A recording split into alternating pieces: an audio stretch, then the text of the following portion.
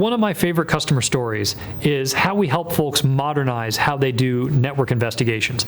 Because if you look at how this category, how this job got done 10 years ago, it was a combination of NetFlow, which is who's talking to who, PCAP, which is every conversation you could possibly try to record, good luck keeping all of it, and a standalone IDS, a signature IDS.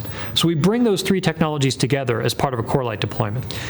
We have a customer, when you do that, especially from a PCAP standpoint, you're often able to say, hey, instead of keeping 100% of my PCAP that I'm never going to touch, for 7 days, so now I'm blind at day 8. Now I can keep the 5 or 10% that I actually care about, and I can keep it for months or quarters or years with the same operating budget.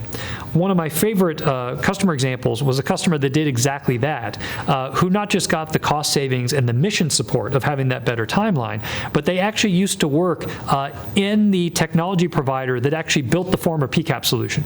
So when the PCAP product manager decides that their technology is no longer the right way to solve and support instant response on networks, you know you're onto something.